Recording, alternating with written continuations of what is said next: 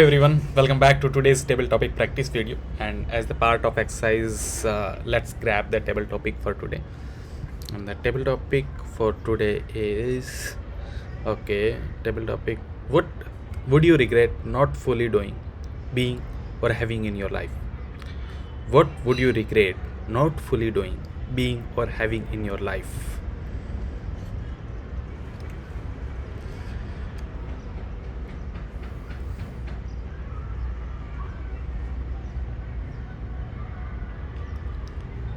Whenever I come across this thing, and time to time I often reflect this thing that I want to minimize my regret as much as I can.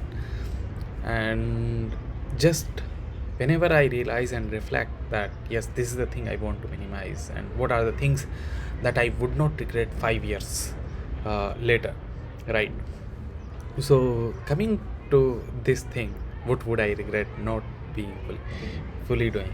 So currently, what I do is every year I sit with me, like literally, be with me, and I evaluate that what are things that I want to do, and if I have something pressing issue, then I work towards it.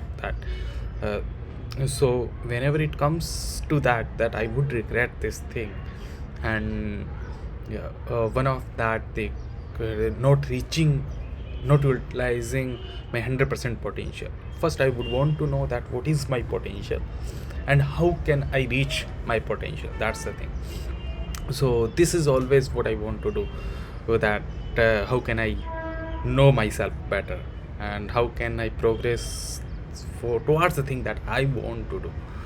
At this point of time, if I uh, regret something in my throughout the life, that previous the time that I've spent in college life, school life, what I regret most often is that not playing more enough, so not playing more sports. So I have been from very studious person. I wanted to get better sports, but I did not decide that this is the thing I would want to focus on, because it wasn't the culture like that. Second thing is, I think uh, I had taken life too seriously, so I could not devote myself to various things that I wanted to do back then. Maybe it's a poetry that it has been time and it's constantly in focus.